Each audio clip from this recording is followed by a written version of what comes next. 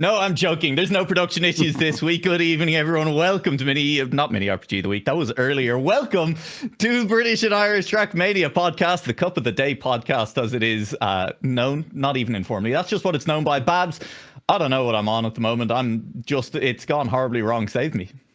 It's been a long day, don't worry. It really has.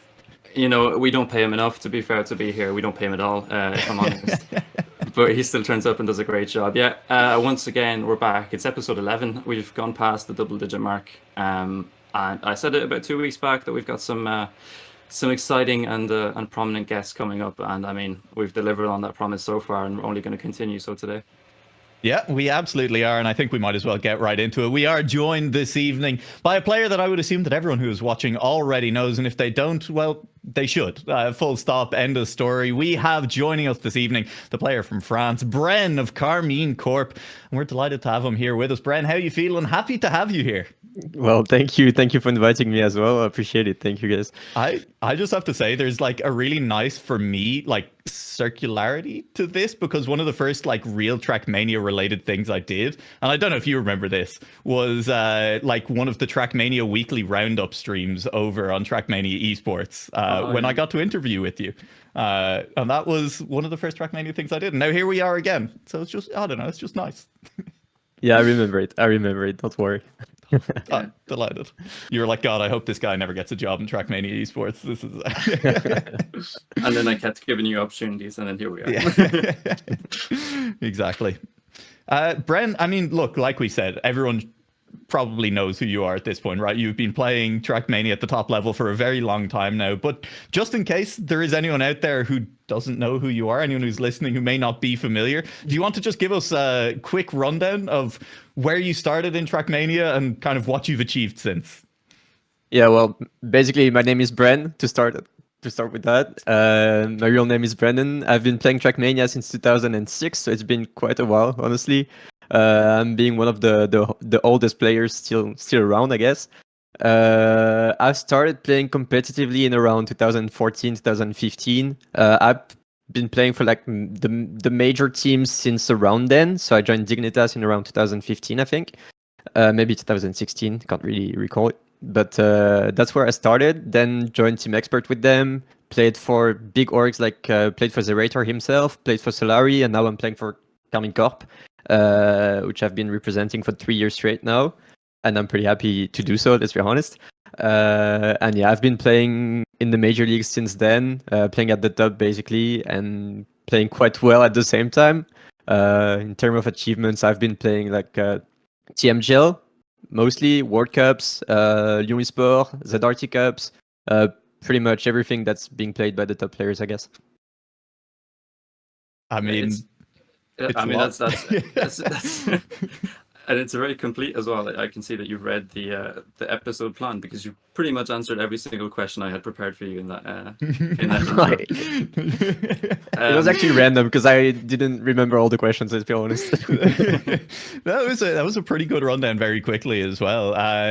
Let's go into a little bit more detail about some of those as well, though. You said you're delighted to be playing for, and I know I've gotten in trouble for pronouncing your team name wrong in the past. People in YouTube comments getting upset at me. I really did spend a long time dropping the P, and I know that that's my fault. It's not Karmine Corp, it's Karmine Corp. Okay, I know that now. So I've learned that in time for this interview.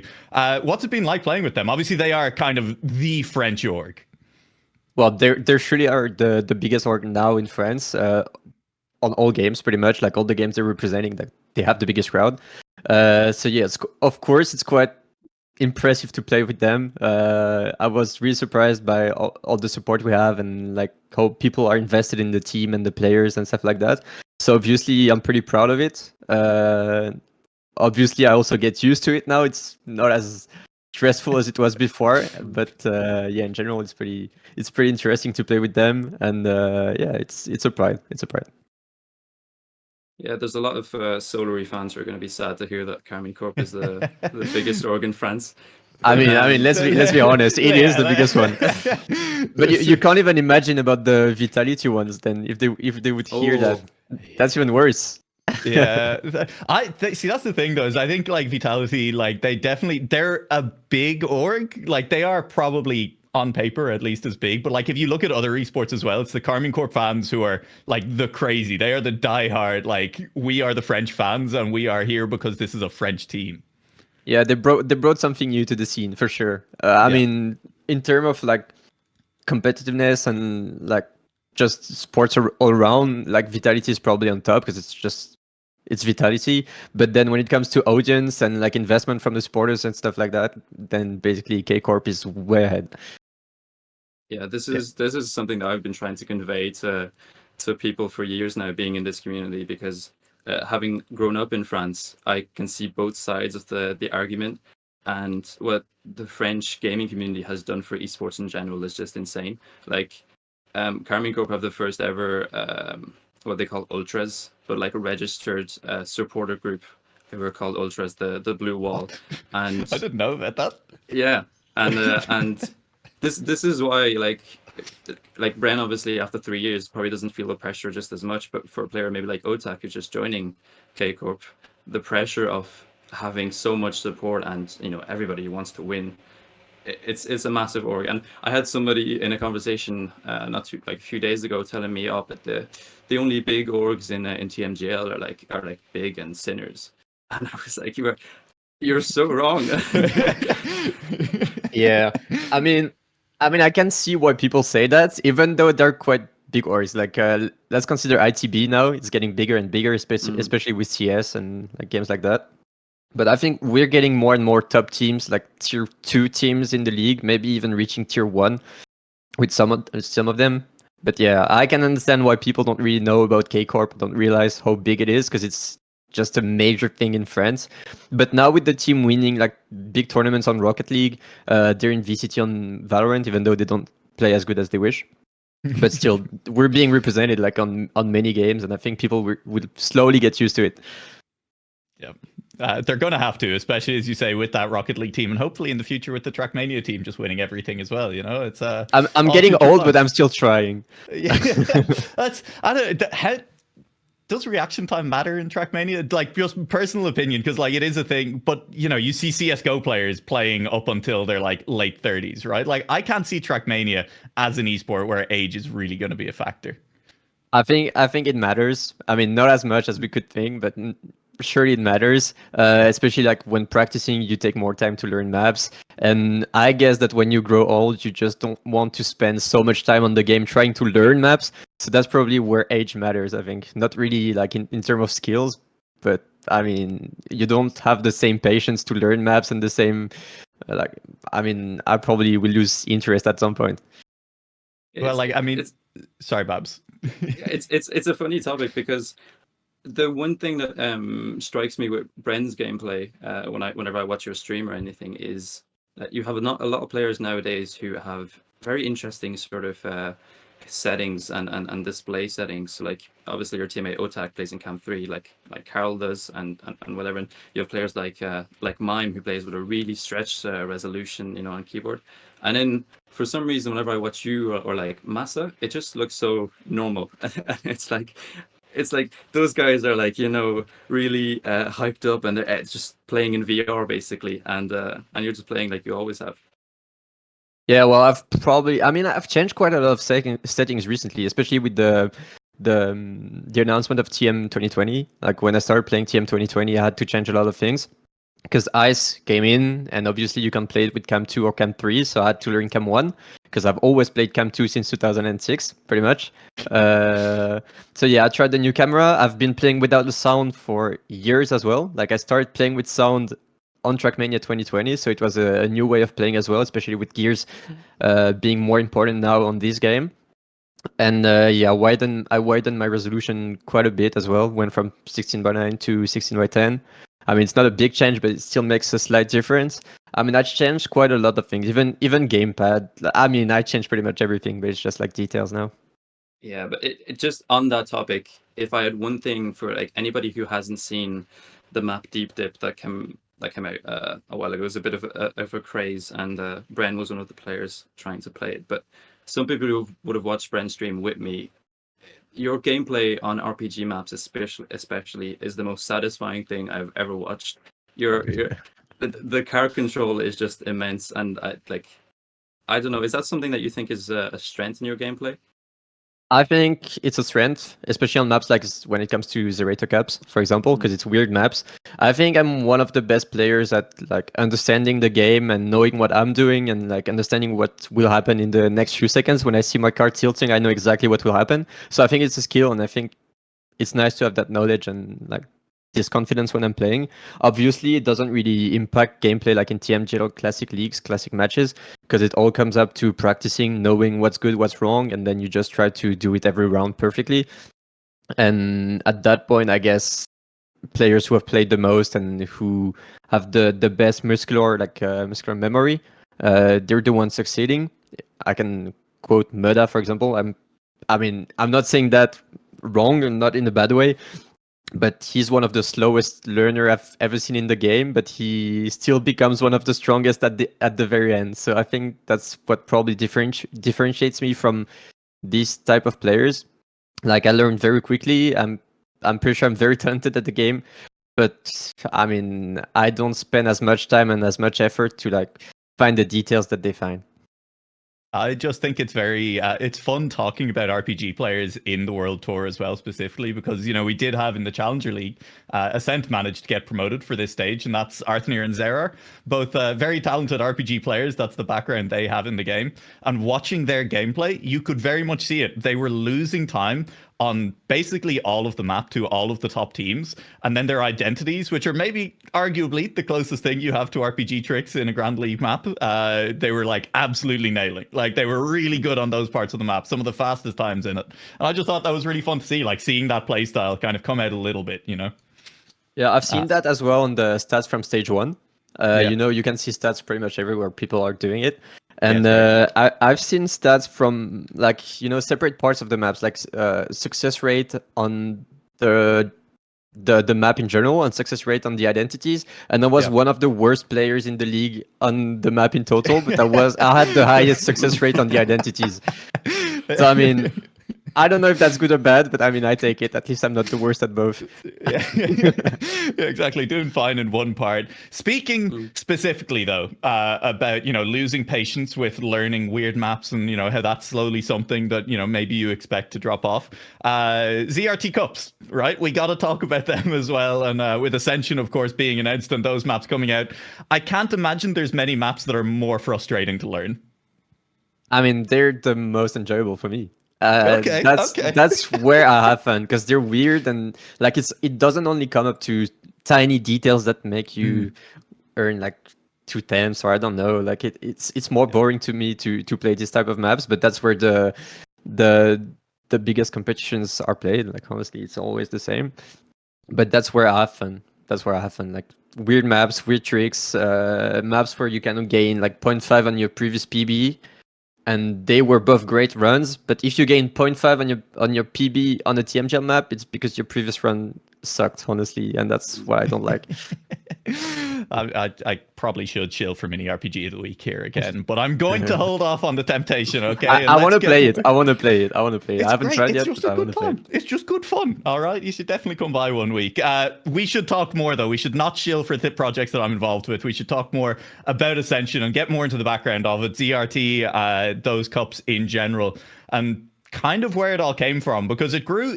I'm not going to say that the ZRT Cups ever had humble beginnings, because pretty much from the start, it was Zerator, and it was clear that this was going to be something quite big, but like it's so big now, and especially Ascension is going to be massive. But let's start with the Zerator Cups and let's talk about them a little bit. And for me, right, I'm Irish. I kind of speak French. I can come into a Bren stream and understand about 2/3 of what's going on. I can get there, you know. Pretty good. But I never watched Zerator, right? Like I've none of that background of knowing who this guy was and knowing what he is to the French Trackmania community. So like just briefly, could you kind of give that? I like genuinely for me. Well, in general, Zerator is one of the biggest French streamers, like overall. He's playing variety games, doing big projects all around. He did the Z event as well, like the charity event. Which is massive. Like people know Zerator in France and have much respect for him. He came from StarCraft originally, did he? Or I think he did. Yeah. I mean, I'm not sure. I could say something wrong, but I'm pretty sure he started by casting. StarCraft events. I feel like a lot of like big streamers in the early 2010s started in StarCraft. Like you've Day9 in English, you had a lot of the casters who came out of StarCraft ended up going to other projects, and it's just funny to see that it was the same in the French community. Yeah, I think so. And that's where it started. I think I remember him like streaming, casting StarCraft games in his room pretty much, and then he got slightly successful. He started big projects at the time as well. Like he created the Zerator TV, where he just had people streaming. I mean, it was just a web TV, but before its time. And that's pretty impressive as well. And he has very solid longevity on the platform as well. Like he's a big streamer. And for Trackmania, well, I can easily say that he kind of saved the game. Like not in a way that the game would be dead now, but he brought like some fresh air to the scene and some audience as well. So I guess we're super grateful for Zerator. Even if you're not French, like his impact was pretty worldwide in the end. Yeah, this is definitely one of the things that I wanted to point out in this episode and the discussion with you is the impact that Zerator has had, and also his importance within not just like the French streaming community, but just the French gaming community as a whole. And like you can see the importance that these French streamers have and the impact that they can have. I mean, Bren is currently playing for one of the biggest French orgs in Karmine Corp, which you can see nicely on his chair behind him. Good timing. which was started by Kemeto, who is also like well, arguably the biggest. I've heard that name. Yeah, or one of the biggest French streamers at the moment. And yeah, for me, I the first glances that I had of Trackmania were through a French friend that I had who enjoyed watching Zerator, and he showed me the ZRT, and I was like, oh, this is really cool. I've never heard of this game before. Who are these players? It's the first time I would have heard names like Pac, like Carl Jr., like Bren. And I wanted to ask you, like Bren, like on a personal level, how much have these like ZRT events and the effort that Zerator has put in, how much has it impacted your career as a professional player? Well, if I'm gonna be honest, it made my career. I wouldn't be where I am if we didn't have Zerator, because he brought me like so much. Probably not in terms of skill, but just like in terms of reach. I've had so many people supporting me. I mean, I got some influence because of it. It was easier for me to find bigger orgs. I played for Solari because of Zerator. I played for Kemeto because of Zerator in the end, just because he brought me so much at that time. And obviously, my biggest achievements have been through Zerator Cups, because I mean, I've been playing on all stages. I've reached at least semifinals since I started playing it. So I mean, I've been known because of Zerator Cup. And when I started playing Stadium again back in 2015, something like that, the first tournament that I have played was Zerator Cup 2, and I was a no-name. I was literally a no-name. Nobody knew me, and I reached. I think I reached semi-final. I can't remember if it was semi-final or quarter-final, but it was still a very good result for someone that no one knew. And I got recognized by Carl Jr. because we realized at that time that we were playing for the same team in 2008. So it was at that moment that we started talking again and became friends again, because we just realized that. And at that point, I knew that I like playing Trackmania, I like playing tournaments. I need to try it a bit more by playing tech and trying to get into the scene, like where the good players are. And yeah, very quickly I got recognized by Bergie, who gave me a chance to join Dignitas at the same time as Marco at the time, and Symbiose. And yeah, pretty much everything snowballed from there, and I was super lucky to, I mean, play this tournament at the right time and be good at it and get recognized, and then I just had a chance at that moment, and it probably snowballed until now. This is a complete detour for a brief second, but I don't know how many people in the Trackmania scene know that Bergie was still kicking around in esports up until, I think very recently, and probably still is. He was the esports manager for 00 Nation over at the RLCS team and stuff. He still is. I'm pretty sure he still is. Yeah, which is, it was just cool. It was someone like I was talking to someone about potentially trying to, do an event with 00 Nation at one point, and he was like, "I've just found out that our esports manager used to like manage Dignitas for Trackmania," and I was like, "What? That was crazy." It was great. Yeah, It was very cool. the impact that Dignitas have had in general, like a Yeah. lot of the guests that we've spoken to. I mean, I don't know if you know the names like Hot Swat and well, obviously you know Pack, but all of these players that we've already had on who have been part of Dignitas at some point in their career. Yeah, well, Massive. it was such a big org at the time. Like, I didn't like dream of playing for Dignitas because I was so new in the scene. So it was kind of like I heard about Dignitas and I got offered to join it pretty much at the same time.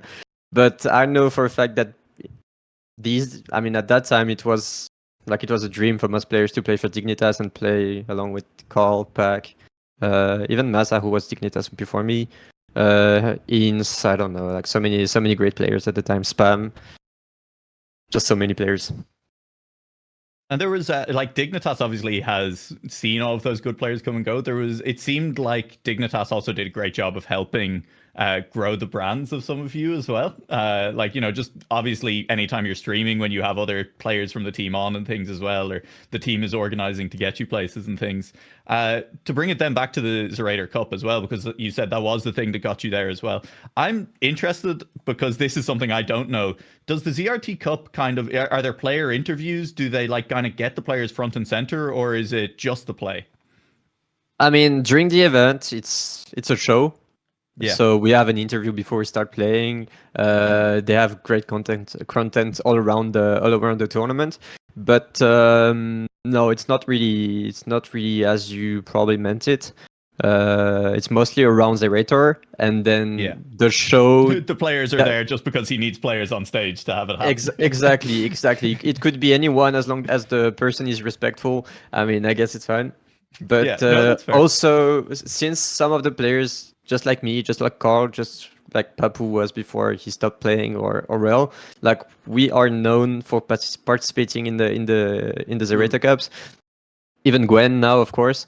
So if we don't attend and if we're not here, I think it's quite saddening for Zerator as well, and it doesn't like bring the lore around the tournament that it could have if we were playing the matches. But since the tournament exists, we've always been there, and we're not planning to stop. So yeah, I mean, it's just a cool show, anyways, in general. I think it's so sick. It's very much that, and I think a lot of people criticize it because, well, not necessarily in the French scene, but in the Trackmania community and as a whole, because of the mapping style and stuff, and this just look at it and think it's not enjoyable. But at the end of the day, it's like Zerator has this platform. He likes Trackmania. He wants to do this event on it. He builds the maps that he wants to do. He makes it enjoyable for himself, for his audience. He puts on this event, and instead of criticizing that because it's not what we expect from Trackmania competitive, it should be celebrated because of the attention that it brings to it.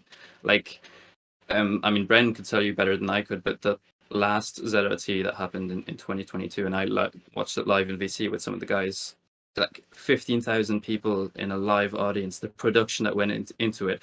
If you want to see, just a glimpse of it, go watch the after movie that is on YouTube, because I still get goosebumps whenever I watch the intro and like the flashing lights and Zerators on the stage. And I think that's what a lot of people in the French community dream of. And as Bren was saying, like himself, Carl Jr., those names are known thanks to those events. Like for me, when I hear Bren or I hear Carl or I hear about ZRT, I have Zerator's voice in my head saying, "Hey, Bren et Carl soulèvent leur, whatever, second titre." And just, it's very much, it's just immense. It's something incredible that you can't really put into words. Yeah, well, if you think about the last scene we had, like in Bercy, I don't have the best memories of it, just because I made Carl lose, and I'm just super unhappy about the performance I gave during the tournament. I mean, it's just like bad memories for me. Like in general, the whole thing was so sick and it was so great, and again, I'm so grateful that it happened. But it's like tainted by something that I disliked, and I can't really like rewatch anything from that stage. Like I've never rewatched the match. I mean, it's just more painful than anything to me. But I can easily rewatch all the previous tournaments, even though I only won 2019 with Carl. But I mean, this one was painful. But that does mean, Bren, you get one final chance to do it all over, to wipe away the bad memories, to end on a high, because of course ZRT Cup is over. It's done. It was left in 2022. And then Zerator came back and announced that he was going to do one final Trackmania tournament, that he's going to be running Ascension, which is going to change games every year, but he's going back to what he knows works to make sure that it starts off smoothly, and he's sticking with Trackmania. And so, first question, what are the differences? I mean, obviously this is Ascension. It's a Zerator run Trackmania tournament. Is it only different in the name, or are there fundamental differences? Well, as you said, the fact that the game will change every year. So that's the main difference. The fact that there are 3 stages instead of 1. So there are 2 first stages that help to qualify for the third one.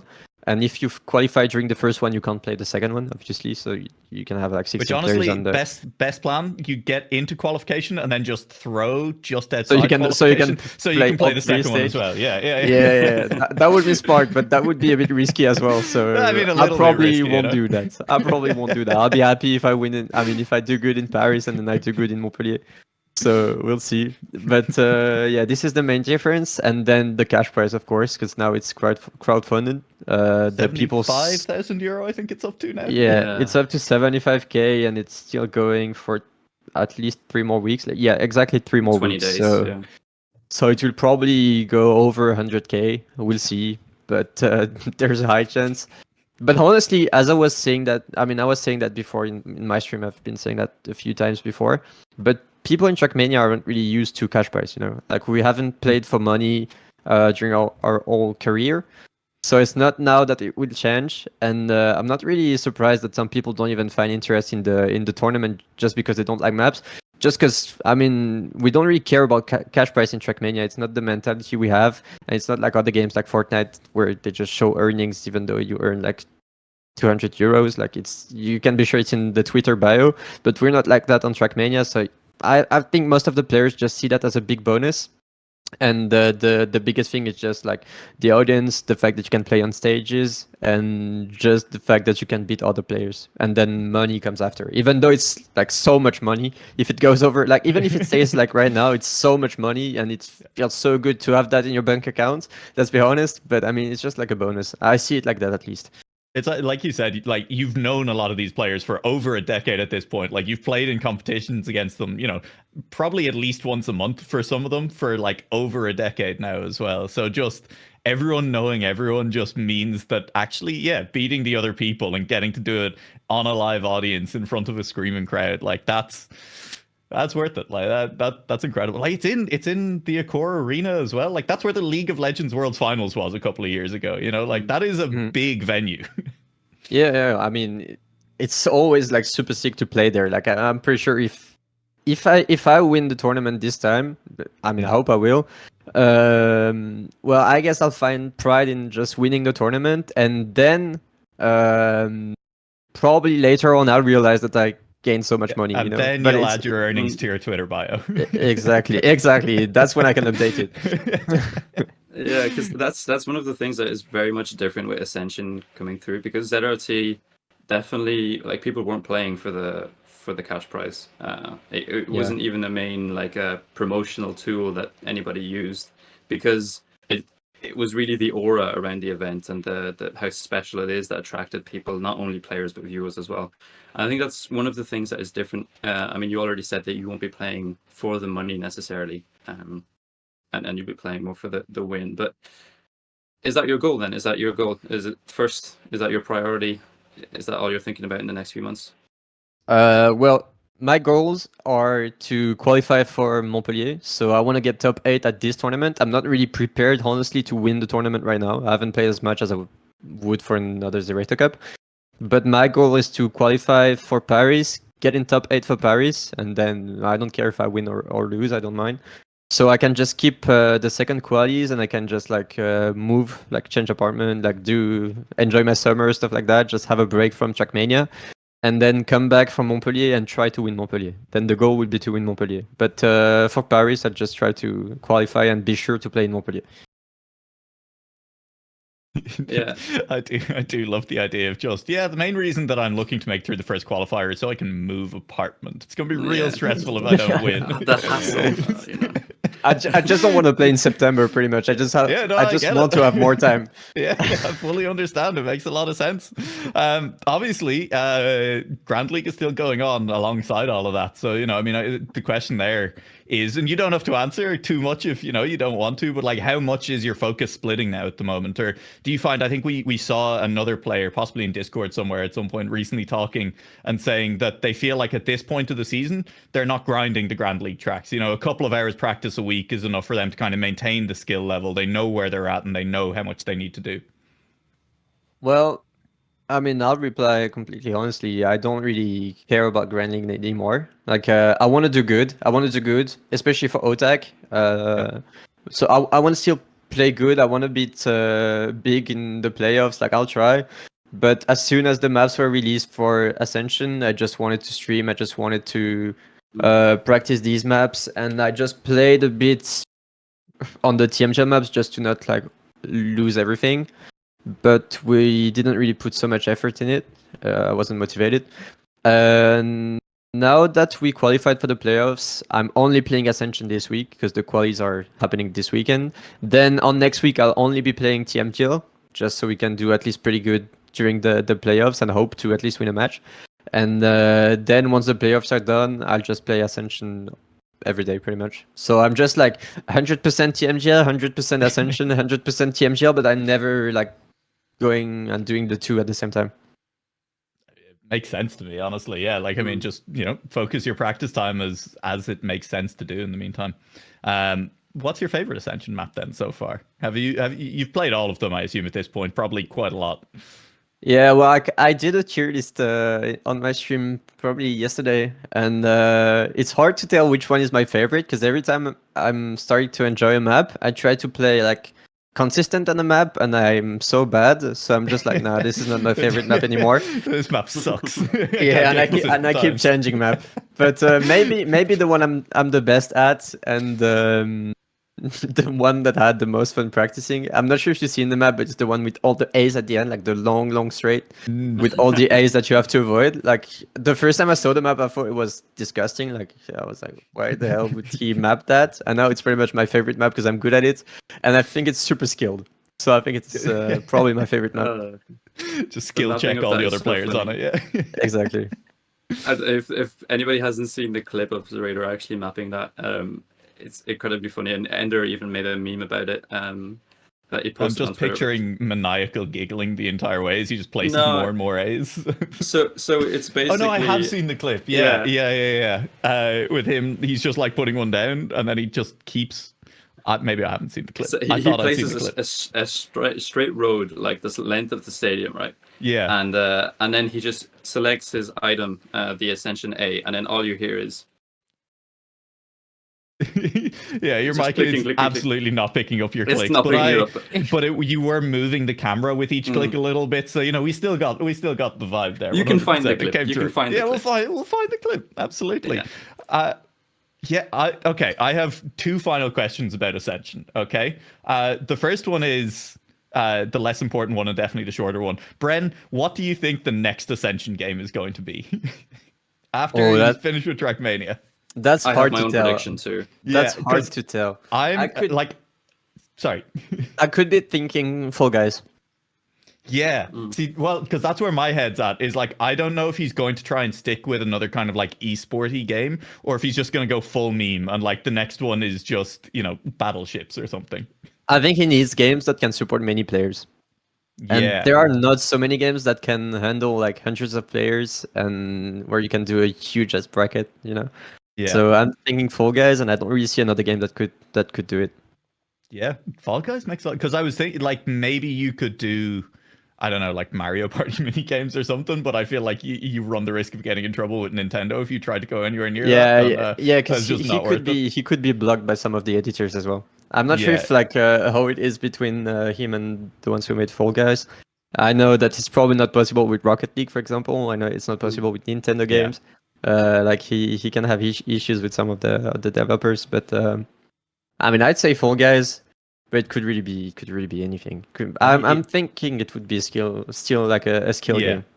Absolutely. I think like it has to be something where like they can hype up players and like have big moments, because that's the whole point, is that they get to get excited. I think by 2026 this is just his way to reveal his own game studio, and he's just making the He has one. He has one. Oh well, do you know what? Then he's definitely making his own game for next year. Okay, it's nothing we've ever seen before. It's just going to be a Trackmania clone. No, it's not. Sorry, Babz. I was going to say, no, Zerator is definitely a very passionate person, and he likes to show his passions for various games or various events or whatever he does. That's why he has his own production company. He does all of these events, and like he does these yearly. Like he's still one of the biggest streamers in France. I don't know where he finds the time, but he still does the ZLAN, which is one of the biggest LANs in France, which happens every year, which like multi-gaming players play every single year. And similar to what ZRT is, a lot of people become very known thanks to that. And like, for example, there's a player called Nico, who is quite well known within the ZLAN community. Not the biggest streamer, but my first LAN that I went to for Trackmania was the Instalan up in Rennes. And when I sat down on my chair, and I got a message from my girlfriend telling me, "Oh, you're on this guy's stream," and I looked behind me, and there was Nico that I've seen play the ZLAN, who's right behind me, and I'm just like, "What? This is insane." But yeah, he does ZLAN, he does Z events, he does ZRT. Well, he used to, at least. And I don't know. I mean, this is a guy who's done a Worms competition and just thrown money at it. Like, anything can happen. But one thing is for sure, we're definitely going to miss him in the Trackmania community. The impact he's had and the impact he's currently having is immeasurable, and I don't think anybody can be compared to him. And the question I have for you, Bren, is what's next after Zerator? What does the Trackmania scene look like once Zerator has done his last Trackmania competition? Well, to my eyes, we don't really need Zerator. I mean, it's kind of harsh because I'm so grateful that he made my career and like he's kind of saved the game to my eyes, but I don't think we need him anymore. Now it's in Nadio's hands. They have good things going on with TMGL. They can do extremely good. They have audience because we have K-Corp, and honestly, as long as K-Corp is around, there will be people watching, but they better hurry and take the most of it and just not waste too much time, because I'm believing that at some point K-Corp will lose interest in the game if it doesn't evolve the way everyone wants. So I think Nadio still has some time to like do something good with the game.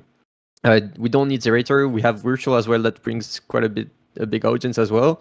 It's just like in Nadio's hands. I'm convinced that if they put a tiny bit more effort into the league and in the game, it could be so much bigger than it is right now, and it's a bit frustrating to see that. I keep complaining about that, but I mean, let's be real. It's so annoying to see that. It feels like it's always false promises, and like it sucks. But if they start, I mean, that's gonna sound harsh. I don't want to like ruin the. This is why we're here. We want the episode. But if they start being just a bit more smart and just like start working properly, I'm pretty sure they can do something really good. I have faith in them, but I won't have faith eternally. But I'd say they have still a bit more years to like do something good out of the game. And if they don't succeed in like the next 3 years, I mean, it's over. We can leave, all of us. Yeah. I will add on to that, and I'm sure I've said it before on the podcast, but like you said, K-Corp and the fact that it is a French game with a very, very strong French audience is like, that's very attractive to a lot of tournament organizers, to like esports sponsors and stuff, because the French market is surprisingly difficult to break into, because like it's very insular, you know, like they really like K-Corp, they really like their French teams and their French players, but because there's so much French language content out there, and because there are those French teams, like it's hard for outside organizers to get in and to like kind of make inroads with that community. So Trackmania is a great spot for that to do it, and it's definitely a selling point if you're trying to like grow the esport. Yeah, well, I think the whole idea of like having different streamers, and I mean, it's a good idea. You can see like the Germans, they're pretty invested in the game as well with Trilux casting. Like we can have a good audience, especially for like a tier. I'd say it's a tier 5 game right now, and it's still pretty. That might be a little bit harsh. Like, I didn't I know mean, there were 5 tiers. if you look at the tiers like the cone, where you can see all the games like tier 1, tier 2, Trackmania is never there. Maybe we sometimes appear in the tier 4, but I mean, still for such like a niche game and a small game, we're still doing pretty good in terms of audience, in terms of like competitiveness. Like we have so many good players in the game, so many like young players as well that found interest into the game, especially due to now virtual, but also Zerator in the past. And like, I mean, we can have like a scene that lasts pretty long, but honestly, it's only in Nadio's hand. We can't do anything as players, as casters. Like, there's nothing we can do. We can just hope and be there. Yeah, that's one of the things I've said I love about the scene as well, is that like it's been around for so long and there's kind of constantly new people coming in, but because there are people like yourself who've been here for so long, that new people come in and they kind of adopt the vibe that's already here, right? Like, which is a very kind of relaxed, it's a very strong community. Like, people get absorbed into that instead of a lot of other esports and online things where like new people come in and they just kind of don't interact with people. They engage with it on their own terms, and you don't really get that same community, which I really like. If I can take time to reply to Reza, who's in the chat, I saw the message. The KC fans don't care about Trackmania, though, unfortunately. I've seen Reza in my Twitter mentions like a few times in the past, and I know for a fact that he doesn't really like K-Corp. But Hey. I mean, he's not So wrong though. fan. He's not wrong though, because I mean, we know for a fact that people like. I mean, they watch Trackmania because of Kameto. Like, if they watch Casey, they watch Kameto, and it could be on any game, any player. Like, people would watch anyways. So it's not completely wrong, but I'm pretty sure some people could find interest into the game as well if the scene was interesting to watch. Because let's be honest, the matches are quite long. Like, they're not really tense. It's quite boring for someone who doesn't know the game, and it's hard to find interest. Like, we don't have tier 1 orgs, or at least like only a few of them. There's not really reasons to be interested into the game and into the scene. And I think like we always come back to the same point, but if Nadeo do something good and start to work and try to think more about the esports side of the game, I'm pretty sure they can do something good that's more attractive to new viewers and people who could find interest into the game. Like, we have talented players, we have talented casters, we have pretty much, I mean, the game is easy to watch. You have all the ingredients are there for it exactly, to blow up, but still nothing is happening. So I'm pretty sure if they can finally make something happen. I'm starting to doubt, but if they can finally make something happen, then I'm pretty sure people could find interest into the game. But then again, I mean, it's pretty much the same thing for other games as well. Like, if you see K-Corp matches audience on League of Legends, on Valorant, on any game where K-Corp is, I mean, the audience is like 10 times bigger when it's K-Corp playing. But I mean, it's not necessarily people watching the game. They just watch the Kameto and they watch the team they support. So I don't know if it's like a Trackmania problem, Speaking as someone who's watched a lot of League of Legends, even League of Legends fans don't like watching League of Legends, right? Like, they're just there for the team that they support most of the time, and it's true. That's esports, right? Like, compared to traditional sports, I mean, even in traditional sports, people are there for their team as much as they're there for the game. Sometimes, like soccer fans grew up as a Liverpool fan or a Man U fan, and so that's half the reason they go to the game. Sometimes it's not just because they really love the game. It's not a bad thing that people are there to support a game. And honestly, K-Corp, I think, are one of very few orgs in all of esports that have a loyal following who stick with the team. And I think that's a really healthy thing, probably, hopefully, for esports in general, that there are like legitimately strong fans of a particular team. I think there's... I mean, I agree with you. There's another thing, though, is that on Trackmania right now, we know, I mean, even as players, who the best are. I mean, we know that we pretty much always know who's going to win. Years. Yeah. Exactly. We always know who's going to be at the top. Maybe not win, but at least be at the top. It's always the same players. It's always the same players in the league, of course. Like, I mean, I'm pretty confident saying that the top 16 players, maybe even the top 20, because we can include maybe the top TMCL players. But there's like a group of 20 players that's above the rest. I mean, it's just the case. And inside this top 20, there's like a let's say top 6 players that are above the others, And when you watch a tournament on Trackmania, you know who's going to do good and who's going to do worse. And there's no surprise. And it feels so different from other games where you can see like every tournament is different. Like some teams are succeeding and then the next tournament they're just failing. It's not happening on Trackmania. If Solar is winning a tournament, he's winning the next one. I mean, they're winning the next one and then the next one and then the one after.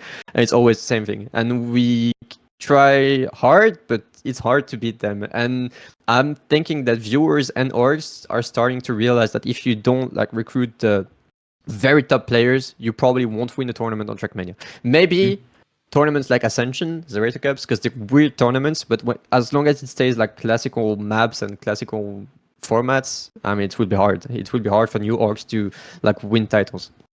That was something we talked about last week because we had Wizzy and Stuffed on who've done very well in the regionals recently in EU.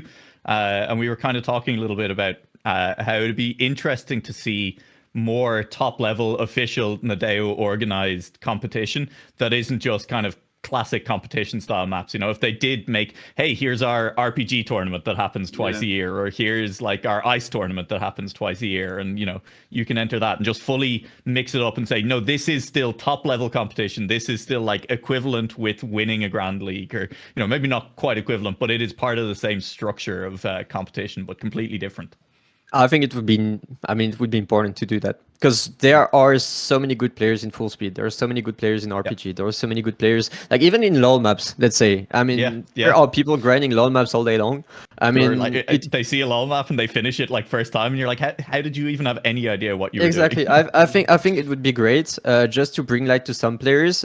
Also give hope to some players because everyone knows that it's super hard to be at the top in the Grand League because we've been playing for so long and it's tough. Like it's tough and it's a long investment as well. But I'm pretty sure some people could find success like in different styles, and it would be nice to like bring them in the spotlight as well. And it would be also nice to show that the top players right now are at the top in a specific style, you know? Yeah. Like it's not because Carl Jr. is winning everything in TMGL that he would win absolutely everything in full speed, or you know, Carl like Jr.'s never won a mini RPG of the week, I'll just say it. True, but I've never won it as well, but well, I can arguably say that I'm one of the best RPG players. I am better at mini RPG of the week than Bren. I will say that just now.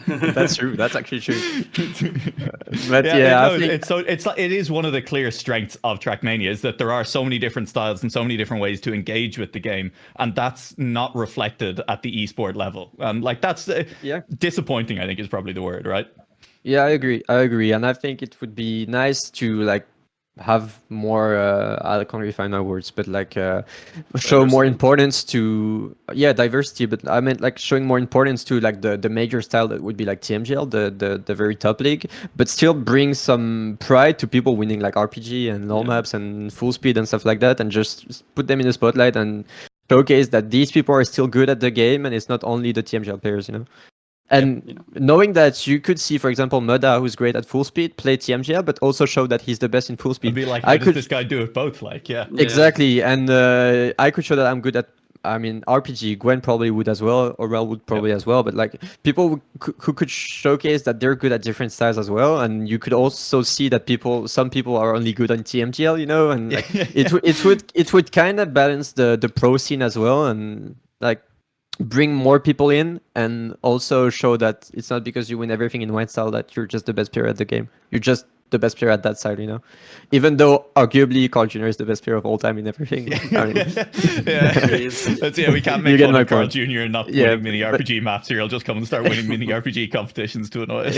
Exactly, but I like just speaking as someone who does like the broadcast side of it as well. Like I'd love to see more of that, because then even if the players are feeding back into Grand League, like it gives more weight. Then if you're on a broadcast and you're talking about like, wow, this map is like maybe a little bit more full speed than the others, maybe Mudda will do really well. Like it's really easy to just point back for even casual viewers and say, look, he did really well in the official full speed competition, and bring that through. And that's obviously easy for Mudda because he's a well-known full speed player, but for maybe lesser known players as well, it makes it easier to highlight that and makes for more interesting stories than in the Grand League as a whole. Yeah, and you can imagine also the pride of someone who's been grinding like a style for years, and then he finally has the chance to play against like the ones that are recognized as the best players in the game. And imagine winning against like them, or I mean, I can include myself in it, but like winning against us, like it could bring so much pride to some of these people, and they could be like, see, See, I'm good at the game too. I did this for a reason.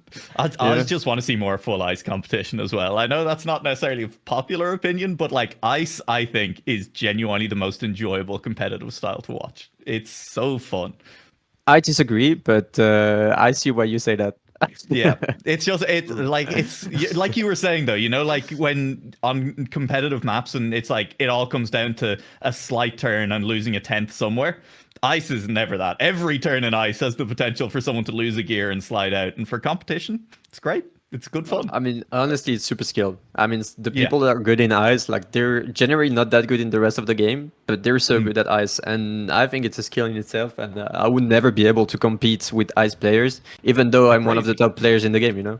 Just because, I mean, I would get destroyed. It's a different game. Like, I think, like, especially when we're talking about showcasing different styles and different communities and different groups of players, like, ice is, if you're a full ice player, you are playing a different game to everyone else. Like, it is not the same at that point. And so, I think giving them a chance to show off would be great. That's super important, like you were saying. Like, if there was a full ice competition, you could highlight that skill level that those people have that have put into the game. And it's so satisfying to watch. Like, you want to talk about, like, making the game entertaining for, like, you know, casual viewers. Full ice competition just looks so smooth. I agree. And honestly, you can't, like, put TMGL players on an ice tournament because it would be like a complete fiesta. Just because basically how we work in TMGL is that they give us maps and we try to be good at these maps and this style. And we don't try to go further than that. But probably if TMGL becomes like a nice tournament, I wouldn't be surprised if like the top players at some point are the same as now. Just because I think we're good at the game and we would understand it pretty much faster than other people. Yeah. But at least for the first years, maybe we would struggle, you know. And it would be nice as well to, like, again, I'd like to bring spotlight to most players in Trackmania, and I think it's important to do so. Like, you can't really base the scene on only 16 players. And I mean, if anybody is listening and is a third party and maybe has some money to throw at something, because not all the pressure should be on Adeo, you know. Yes, people let me host a full ice competition. That's what Babz is about to say. He will organize a full ice competition and he will try and get the best players to play it. But one third party event that we did mention earlier and that I just want to circle back to and finish off our conversation with is Ascension. And I've been on a journey to try and convince the English-speaking Trackmania community to be invested in this event and to watch it and to embrace the hype. And anybody who follows me on Twitter will have noticed that, or even anybody who is around me for a long enough time will hear me bang on about it. But you know, my voice is only one. And Bren, I want you, if you could, just try and explain to the people watching the English-speaking Trackmania community why they should be watching Ascension, why they should be invested in it. Well, I think the main point is that Ascension is only doing good things to the game. Like, there's absolutely nothing wrong about Ascension. I know that some people feel like rejected because there's no English cast and it's like mostly for French-speaking people and stuff like that. Not yet. I mean, you get my point. Like, it's mostly around French people. But I mean, Zerator never closed the door to like international players. Like, everyone can participate. And honestly, as a player and as a person in general, like, Zerator Cup brought me so much a good experience in my life, and it probably, like, I mean, just brought so much as a person. Like, I was shy before, now I can easily talk to crowds, and I don't know, like, it's just something cool to experience in your life. And as a viewer as well, because you probably don't have the skill level to like play the stages as well, of course. But as a viewer, I think it's a nice experience to attend and like feel the excitement during the matches. Try to cheer for someone. You don't have to like everyone, but it can also bring excitement to see someone lose. And you know, it's just nice. And I hope people like kind of got away from this mindset that I mean, the English scene had from the past years. You know, like people felt like I feel like there was a bit of salt coming from the international community, like regarding Zerator Cup, and it's a bit saddening to know. But I think we're getting away from that, and even people like Spam, people like Grenady, Massa, like they're finding interest in the tournament, and I think it could also help people to find interest, like by supporting international players. And I'm hoping to see like many international people, both as players and crowd during the event, because I think it's worth it, and it's worth the trip. If you like Trackmania, you can just it's only a good time. Even if you don't catch a word, you can still shout and cheer for a player. No? Yeah, I'm going to come out with a bold prediction this year, and I think we will see a non-French or French-speaking player win it this year. The overall thing I'm talking about. Babz, win it? Bren is right there. Yeah. He's just said he wants to win Yeah, the but competition. but I can speak English, so I mean maybe you include me as well. You know? Yeah, Brendan's not included, obviously. You are on the podcast, yeah. Honorary British and Irish Trackmania player now. No, because just because I've seen and the name that is stuck in my head is Massa. Just because I feel like he's in a similar boat to you, and he's kind of, even though they're in playoffs and they're doing very well this season, he has noticed like that. Yeah, this is more important maybe for him to be grinding Ascension, and he might get more out of it with 3 lands. And I'm not going to give you the possibility to answer that, and I'm just going to leave my my controversial leave it on the table, yeah. To it. I'll answer anyways. You know, the next time I can speak, I'll just reply. Babz, yeah, quiz. It's time, I think. Is it time? Is it time for? I'll We just tried close, to I'll avoid just it. close the Yeah. topic about like someone winning the tournament. I don't say you're wrong. I would struggle seeing Massa winning it, but I've seen some international players that could be good. Like I know for a fact that Pac will be participating in the second qualies. I think he's arguably one of the best players even in Zerator Cup. I mean Ascension now, and I've seen how Granadi is practicing, and I think he could be very good as well. There'll at least be a few in top 8, in my opinion. There will. And I'm pretty sure there will. Yeah. And I'm very much looking forward to it. But after a little bit of controversy, let's get right into even more controversy, because it's time for the Cuppa quiz. And that was such a clean transition. Let's thank Chris for that one. Now, Bren, like many who have come before you, you do not know what awaits. And you're probably lucky to be coming in at episode 11, because a lot of shenanigans have happened before this stage involving your enemies like Pac and so who have come before. But let's get straight into it, because this is the most important part of the podcast. This is the Cuppa quiz, and it's just a short segment. Don't worry, I won't hold you here for too long. But you're going to be pitted against Nualaoch, who is in the middle of your screen, and you're going to be going 1v1 in a fight to the death. And now you might be thinking, oh, this is going to be on a topic like, you know, TMGL, or we're going to talk about something that is relevant. Not at all, because I just have fun with this. Like Zerator, I'm just going to run with it, okay? So this is just a vehicle for Babs' ego. Exactly. This is. I need to let this out, and you unfortunately are the victims of my creativity. But how this one is going to work, you're each going to have 5 questions. You each have a specialist topic, and you will have to be answering questions on that specialist topic.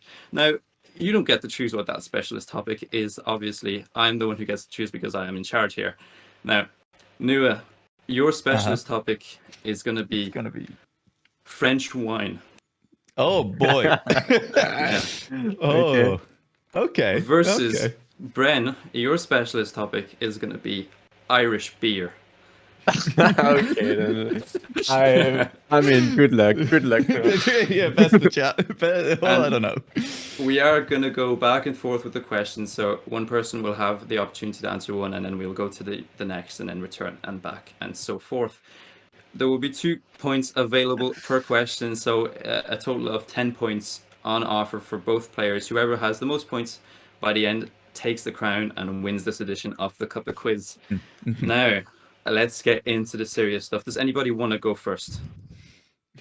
Not really. Not necessarily. Nobody does. You know what? I'll do it if I have to. That's a brave man right there. Very brave. And, well, I mean, anyway, let's just get straight into it. And as I said, your specialist topic is French wine. Your first question is going to be, how many billions of bottles of wine are produced in France every year? Is it A, 3 to 4 billion, B, 5 to 6 billion, or is it C, 7 to 8 billion? It's a lot of wine. That is a lot of and wine. How many of them are worth drinking is probably a good question as well. You know? Probably all of them. Probably all of them. Yeah, listen. If I head down to Tesco's, I can get a very cheap bottle of wine that is definitely not worth drinking. Yeah. I mean, I come from a very proud region of wine in France, and I wouldn't agree with that statement. Okay. I'm going to say it's 7 or 8. I'm going to say it's a lot of wine. I mean, you think French people produce a lot of wine, and they do. They produce between 7 and 8 billion bottles of wine per calendar year. That's insane. 2 points go to Nua. Very strong start, putting the pressure on early on the TMGL player, Bren. Claps in chat, but now it is your turn, Brendan. And question number 1 for you is, in 2012, Ireland ranked 5th for beer consumption per capita. Can you name one of the 4 countries who ranked higher? So that is for beer consumption per capita. I would say Germany. Germany is on the list. I just needed one name. That is 2 points going to Bren. Right then back it's with the quick England, answer. Wales, and Scotland, is it? No, actually, it might We did the surprise USA. you. Not even. It's per capita, so obviously per. Yeah, with the I'd assume population like council. the Dutch are in there somewhere or something, is it?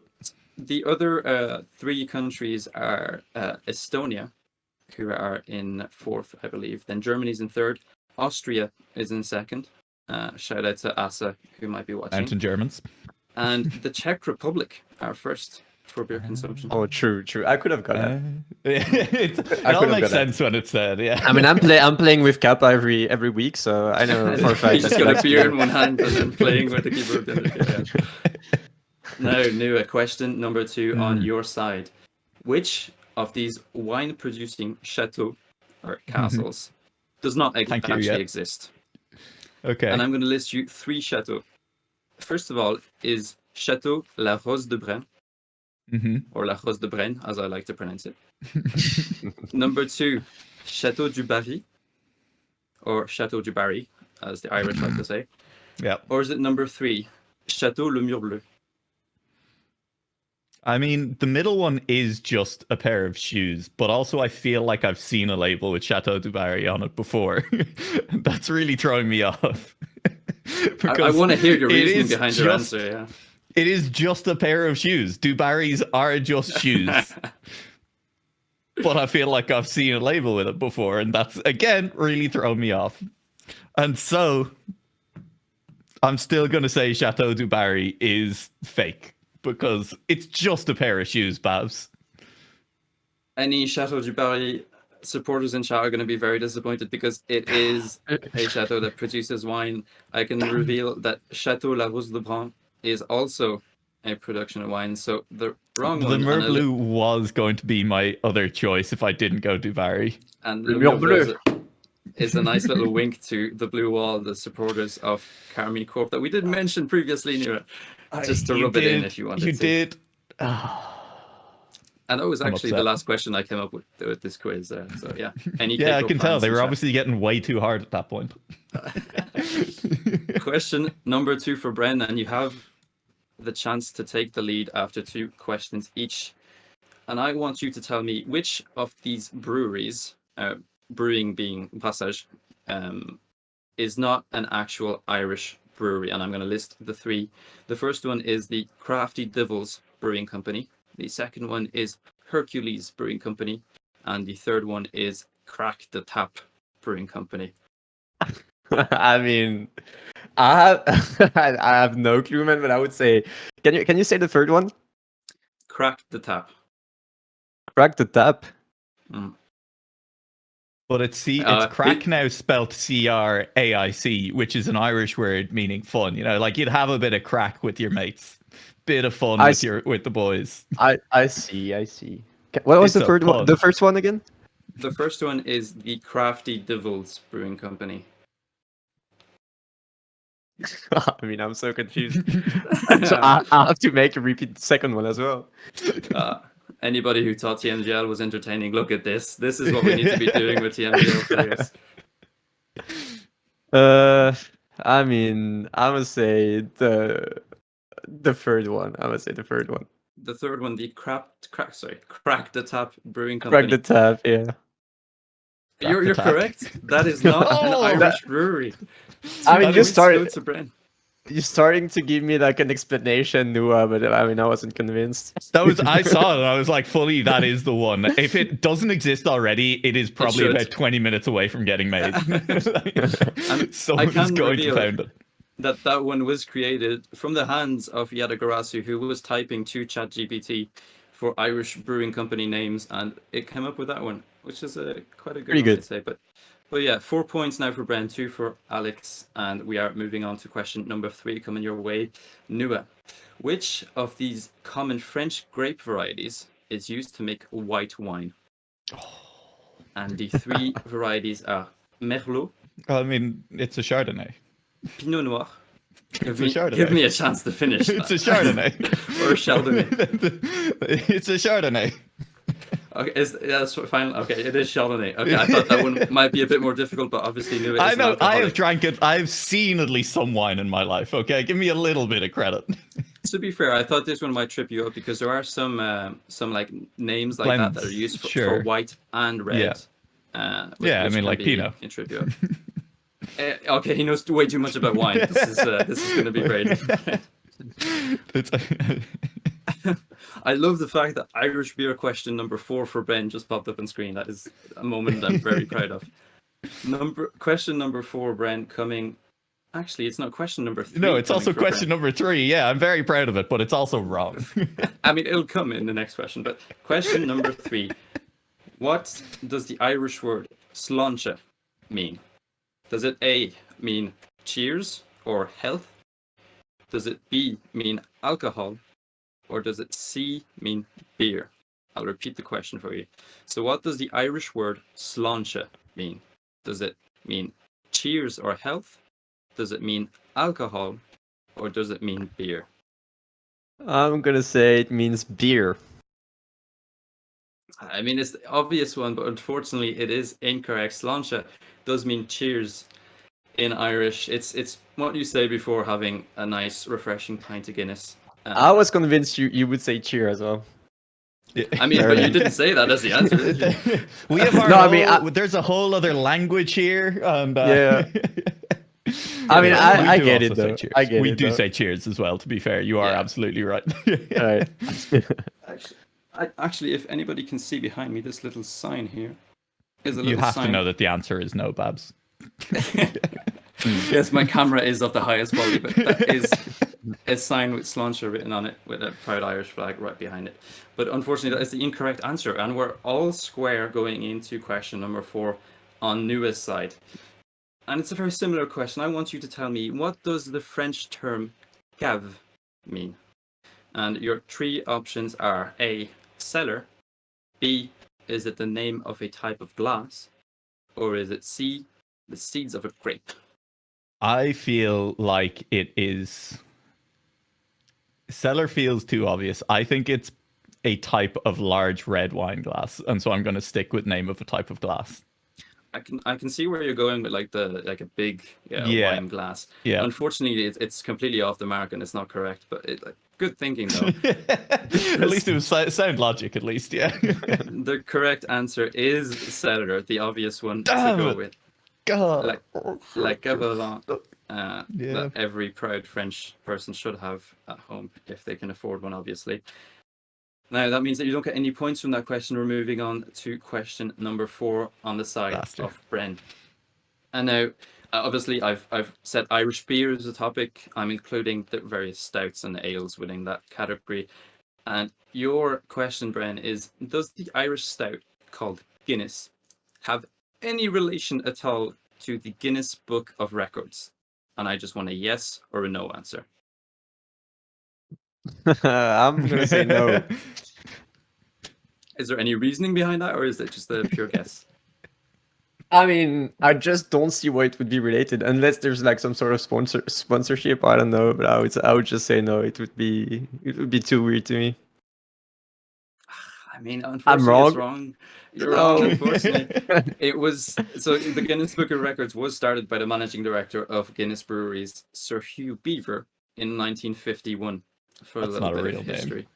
But it's nice to be on this podcast. I'm learning new things. It's interesting. I don't want to call out your quiz for being rigged, Babz, before it ends, but I've had 3 options every time, and now Bren has only had 2 options for his last 2 questions. Yeah, I'm but the just very saying. first question I had to choose. Like I had no No That's tip. true. Okay, yeah, no, you're right. It's fair. I don't have to call rigged yet. I'm I not still have a gonna chance lie. to win. I'm surprised you've only started to complain now, which Yeah. I'm quite happy with. But we are gonna get into your last question, and I knew it. If you get this right, and you're gonna see it's a bit of an interesting format. If you Ooh, get it higher right, or lower? yeah, you Okay, have 2 okay. points on offer. You're gonna have 2 sub questions, 1 point for each. And I mean, you can either win it here, or you can lose it, or you can tie, or we'll just get into the question. And now it is going to be higher or lower wine edition. And I'm going to say to you the name of a French wine. And just from the name itself, you're going to have to tell me if it is higher or lower in price compared to the name that I said before. Now, Okay. we're going to start with a French wine. And this one is the Angelus Saint-Émilion Premier Grand Cru Classé A 2020. A Premier Grand Cru.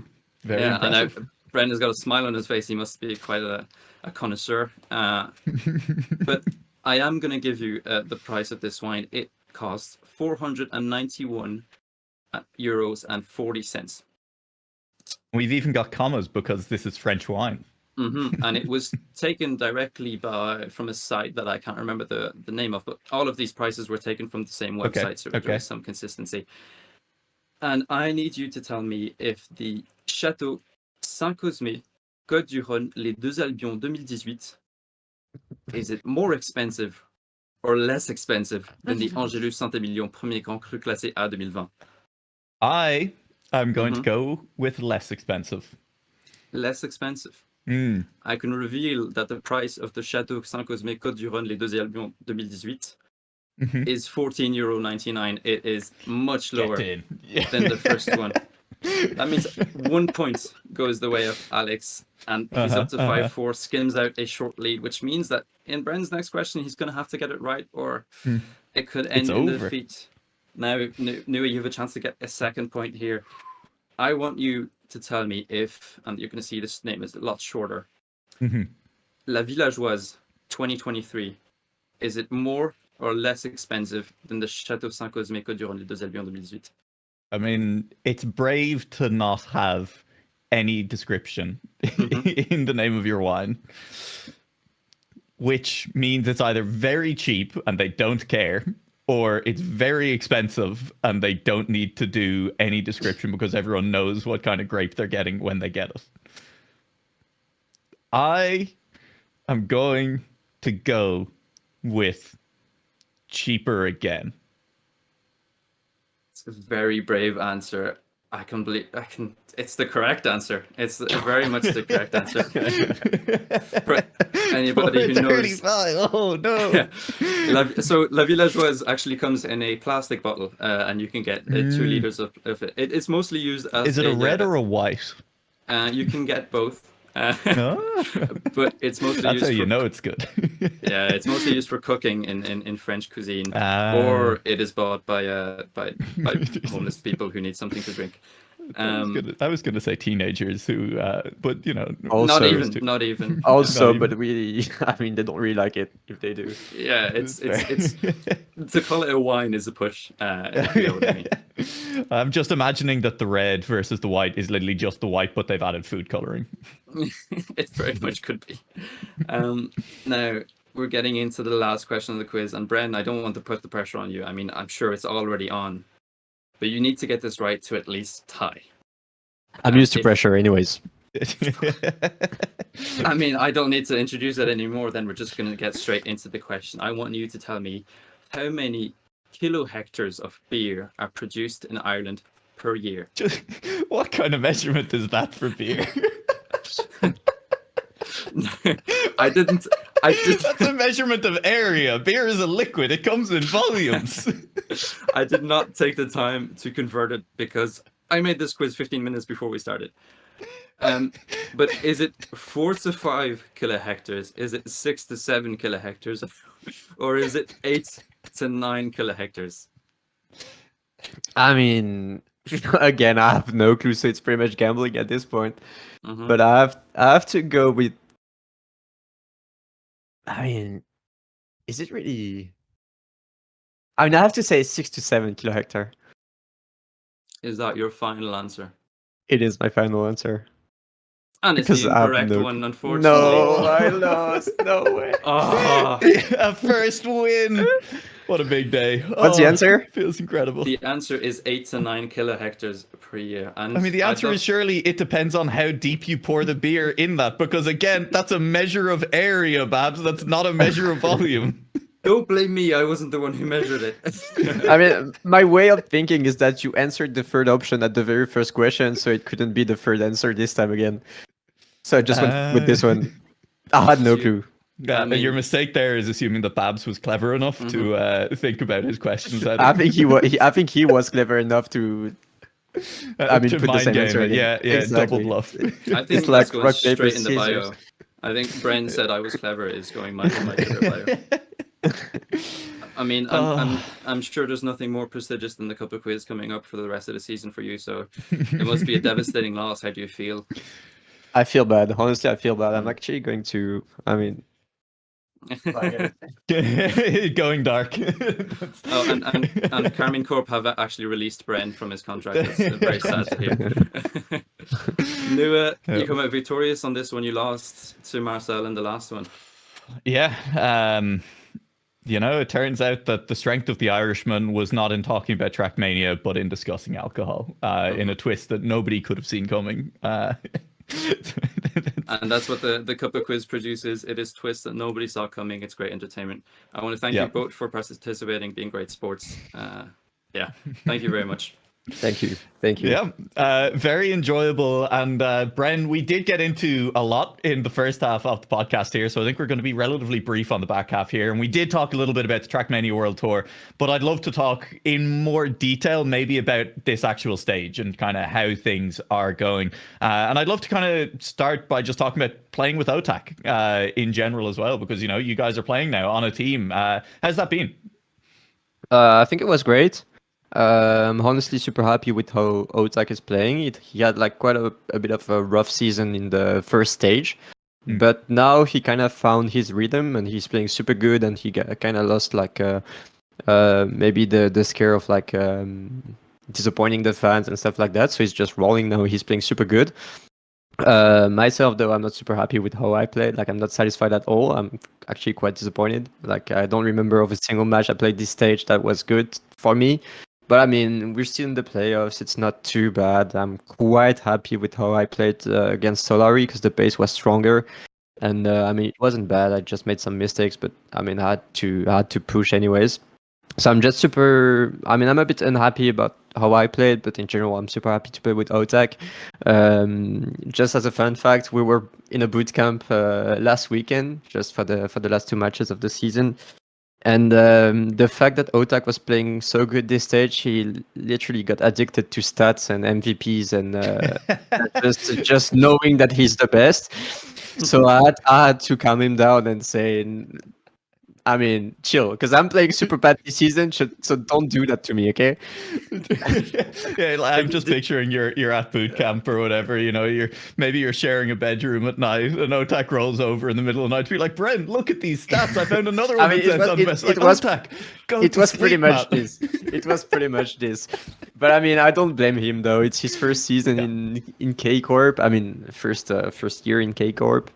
I mean, obviously he wants to prove he likes cameras. I get it. I don't blame him. But at some point I had to say, I mean, do that when I play good as well, but not when I'm sucking at the game right now. When I have a chance to compete, maybe one of the stats is about me. Yeah. Exactly. I had to tell him as well that if we want MVPs as K-Corp players, they're not really hard to get, even if like we're the worst choice between the four. We just have to retweet and we should win MVPs. So I mean, just don't take it too seriously and don't compete with me. Compete with the others instead. Yeah, it's a good take. I'm gonna say that's actually, like, I know we're joking about it, but it still is a brilliant mentality to bring to such a big team like K-Corp and just attack it and try to be the best you can. And he's definitely been showing that.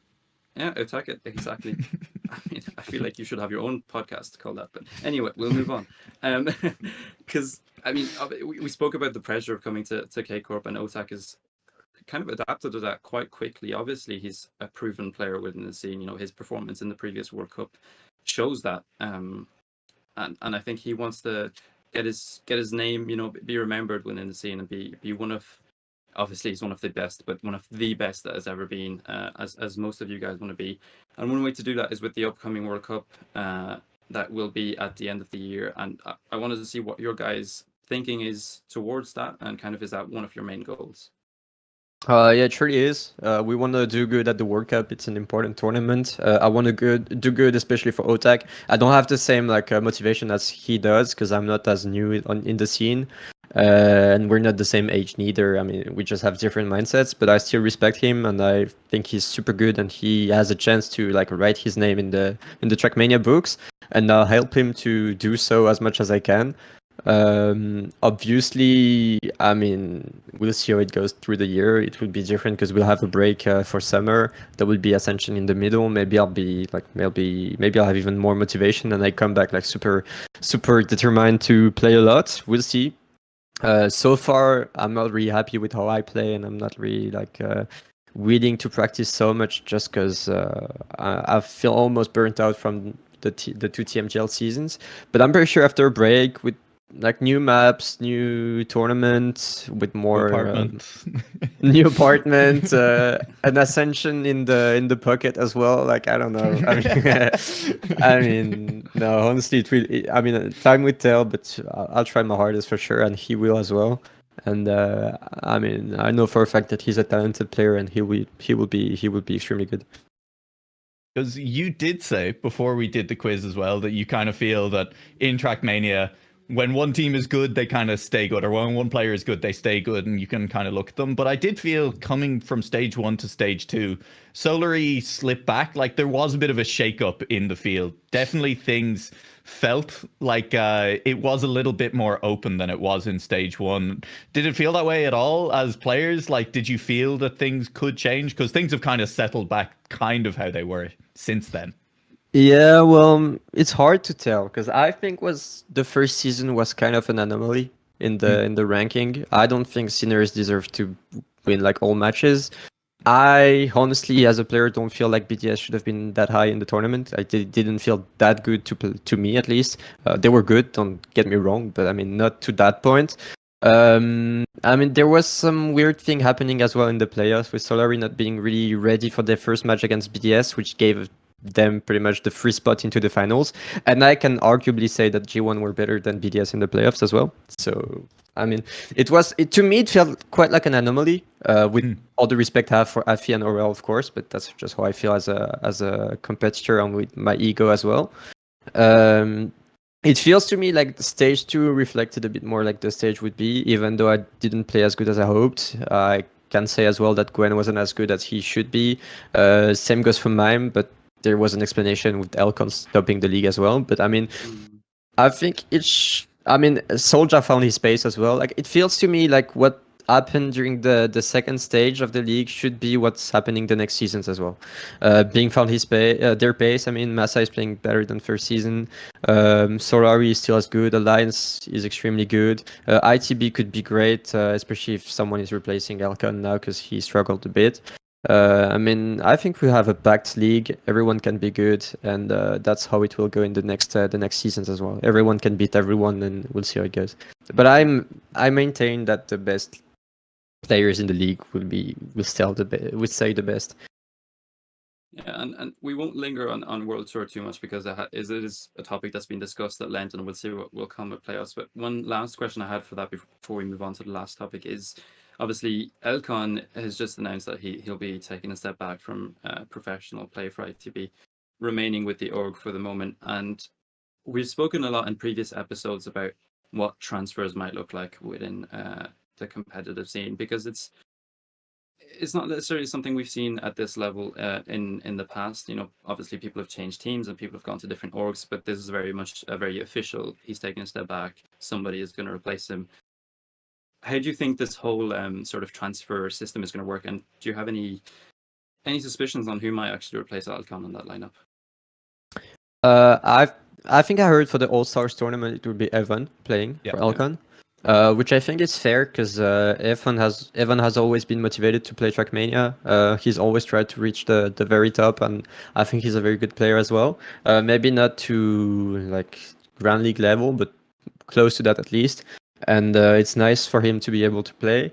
I don't think it would be the wisest choice from ITB to play with Evan. I like that guy. He's good at the game. I mean, I respect him a lot. He's a great guy as well, like a great person. But I don't think it would be the best choice in terms of performance in a way. I wouldn't be surprised if they try to get players from TMTL. I think the top contenders to play in the Grand League right now would be Skanzir, Wozal, Scrappy, I'd say, and Miquatro maybe. Miquatro maybe. I'm wondering about Miquatro because I think he's super talented, super consistent. But I wonder how he would play on a higher pace league, because it's completely different, I think, to play in TMCL and TMGL, and you have to play extremely differently, and it's not easy to save rounds when you have to drive like 0.5 faster than in TMCL, you know. But maybe he could do good. I know. I mean, I think Miquatro is extremely good as well at the game. But yeah, to me, the wisest choice would be to turn to top TMCL players like Kandir was probably the two best choice to my eyes, and maybe we will see a mercato in the league itself. Like maybe we'll see players moving from a team to the other, but I don't know about that. I've heard nothing about this, and even if I knew, I probably wouldn't say it anyways. But, Which is entirely fair. I want to say, without knowing anything, I would be scared if they didn't pick up a player from TMCL to replace Elcon, because if they go completely outside current like World Tour teams, like if they pick up someone who's not currently in the system, even if that player is good enough, even if they are a fantastic player and they absolutely deserve their spot, like it would feel, I think, a little bit like a slap in the face for a lot of the Challenger League players, because if a team loses a player in the Grand League and then they don't even look at Challenger League to pick up the players, it's a little bit like, well, what are we doing here then? Like, why are we putting this time in? There's currently no promotion system in place, so we can't earn our way in. Yeah, and which if we sucks. get passed over, then it does kind of suck a little bit. And Which hopefully, sucks. look, we know that Nadeo have been quite open. They've said that they're considering changes, that they are collecting a lot of feedback at the moment from this season. I think that has to be one of the big ones, is everyone's kind of like, hey, why can't the TMCL players get near the Grand League at the moment? But that's what I mean there, is like, at least if there's a chance that someone leaves and you get picked up, great. But like, if they go completely outside that, if no Challenger League player gets picked up for the spot, that's suddenly very scary, I think, for like the stability of the World Tour in terms of like how it's been set up. Yeah, well, you also have to think that some players in TMCL have contracts, like they're tied to some orgs, and it's not necessarily. Or like I think for Scrappy and Dexter, like they're happy in TMCL to a degree, Also, because they're putting less time in than they would have to in Grand League. Exactly, Absolutely, but yeah. in the case probably of Skanzir or Wozal, I'm pretty sure they have contracts and they're probably tied to the org, and ITB wouldn't be able to get them unless they put some money to buy them, which I'm not sure they would do, because again, it's like an investment that's quite weird for Trackmania. I agree with you that in terms of skill, it would be the best thing, and I feel like it sucks that they don't have a chance to like reach TMGL despite being the best in TMCL, you know. But I don't really know how it will go. And honestly, I mean, it will sound a bit harsh. I don't really like being that person, but it's a bit how it felt when Elcon joined TMGL. To me and to like many other players, it felt weird to see that Elcon got the spot despite like not proving anything. I mean, everyone knows that he's good at the game, that he's great at learning maps, that he's great at weird maps as well, but that's not how TMGL is, you know, like I mentioned that before. I'm pretty sure that if all the maps were parkour style or like maps like these, Elcon would do extremely great, and he would like playing as well, but I mean, it's just not the case. And I feel like that's how it felt when they picked up Elcon. It felt weird to just not see Skanzir, Wozal, or Miquatro, let's say, to get the spot, just because it felt a bit unfair to leave them into the lower league in a spot that they don't really appreciate, just for the sake of having like someone else in the team that's arguably from a lower skill level. It was always going to be really tough whenever you move to a system that doesn't have promotion relegation, if you decide that's where you want to go, especially when there has been this entire system of promotion relegation where everyone up until that point has earned their spot, has fought to get there.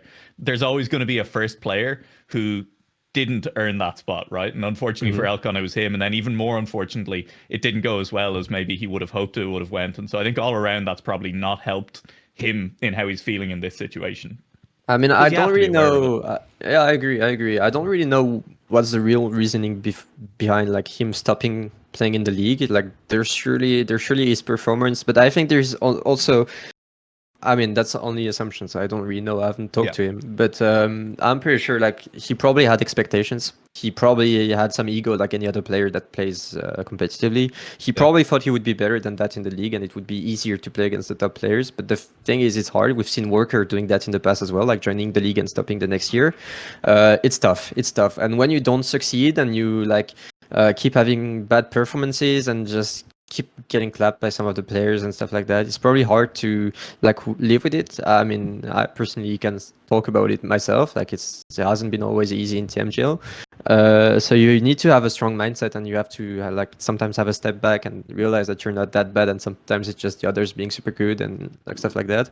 So he probably, in my opinion, suffered a bit from this, and probably having expectations about himself and their success with Mime, because I can easily say that Mime is one of the best players in the league right now. Insane. And anyone that's playing with Mime should be able to reach the top spots in the league, I think. And I think that's probably painful for him, and it's probably like a more of a mentality thing than a skill thing. I'm pretty convinced that Elkan could be much better than what he showed. And I mean, if he probably stayed motivated and not just gave up the first step of the second stage, I mean, they probably could have won matches and surprised some people. Yeah, it's a bit like you were saying.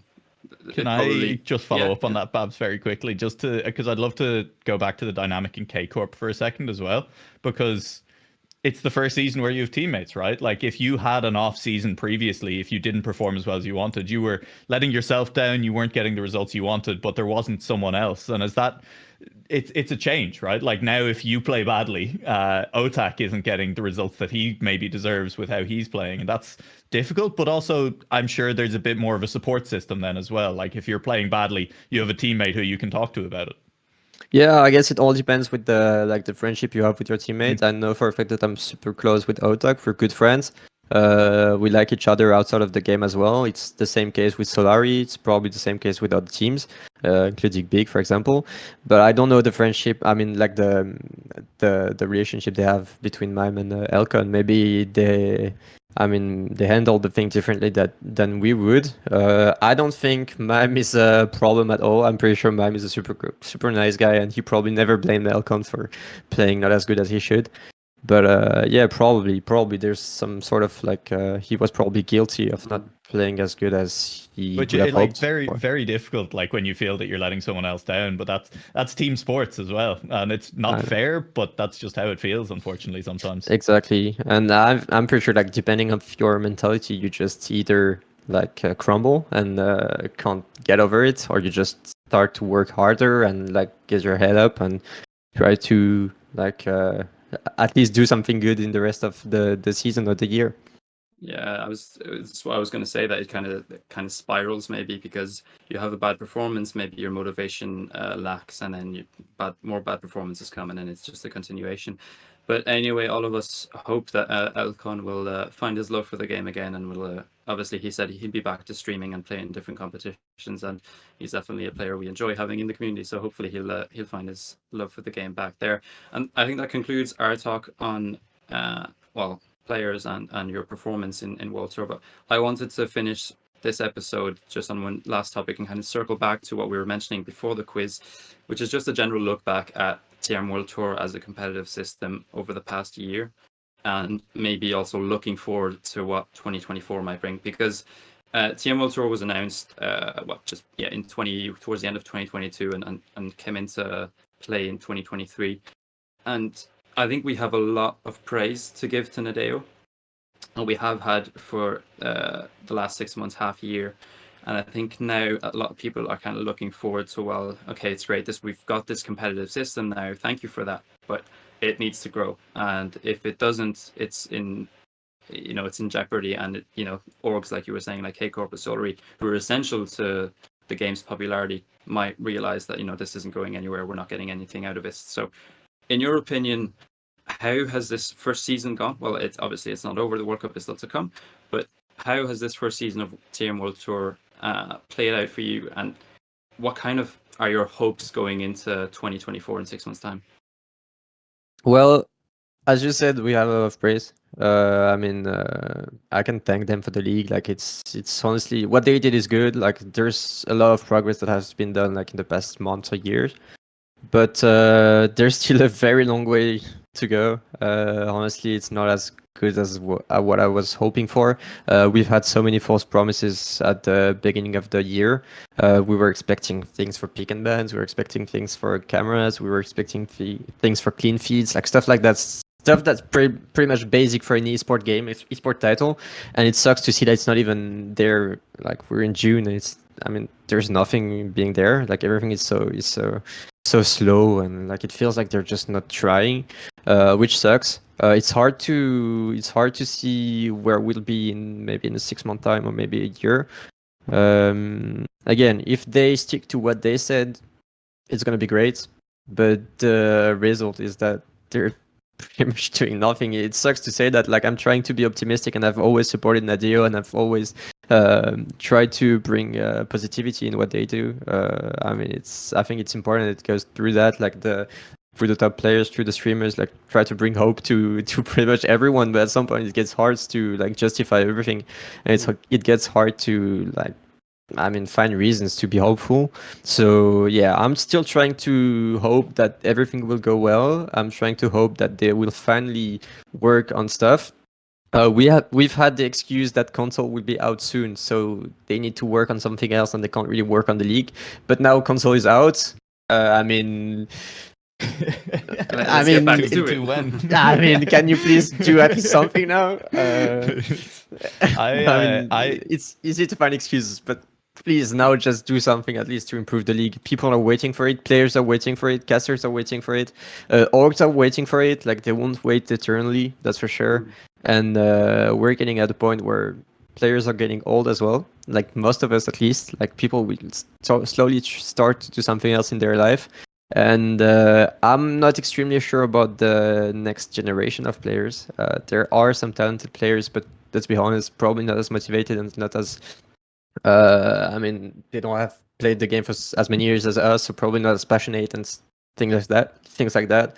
So I think it's time for them to take the most from us, from the orgs, and try their hardest, and not just wait and see and just like bring the game in a downfall. There's so many there's so many esports now with well-defined like paths to competition. Like if you want to play at the top level of Rocket League or Fortnite or Valorant or League of Legends or anything, like there is a clearly defined path to like getting better, playing against better players, and then ending up in the top level of competition. And like that's just slightly not quite there for Trackmania, right? Like, so if you're young and you're kind of like looking at esports and one catches your eye, or you're kind of like, I'm going to put a lot of time into a game and try and get very competitive, like Trackmania is not an easy one to pick, even though the game is almost entirely geared around providing you with competition and getting better yourself and doing it. Like the path to actually finding competition against other top players is a little bit harder than in some other games, which is a shame. It's also harder than back in the days. It's also, yeah.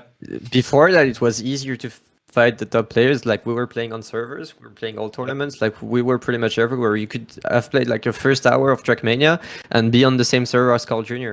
That's literally my story, yeah. But now Carl Jr. is literally playing TMGL, never booting the game again. Like you never see him around. He's not streaming. He's not doing anything in the game, and that's the case for most of TMGL players. Some of us keep grinding the game and appearing in different tournaments or podcasts or things like that. You know, like we try to keep the game alive and like support the people that are doing stuff just like you do, because I think we can always appreciate that. But I mean, the thing is, like, some players just don't care as much, and that's understandable because the game seems to go like pretty much in a wall at some point. And when you've been waiting for that, I mean, Carl has been a world champion since 2013. Like, probably at some point you just give up, and which is totally fair. You can't blame him for that. And that's I was asking earlier about ZRT Cup and how they do like highlighting their players, and I think that for me, and I don't want to speak too critically about like how Nadeo run their broadcasts and things, but to me, I think that's the one area where they're really dropping the ball, because like as you kind of formalize your esport, as you have more strict competition and things, yeah, players have less time for streaming and for like, you know, showing up and just playing the game randomly and running into people there. And that means that like your broadcast needs to pick up the slack. You need to be putting the players front and center, more player interviews, like content with players and things. Because we have players like you, we have players like Mudda and Pack and Carl. Like we have a lot of people who are going to be fine in front of a camera and who are going to provide interesting content if you just give people access to them, and like you just say, hey, can we film a like 5-minute pre-roll segment? We want to get some quotes. We're going to put together a 2-minute hype video for the start of the next broadcast or something. Or we want to get interviews after the matches. I genuinely cannot believe there is not like post-match interviews a lot of the time for like, you know, especially match of the week even, you know?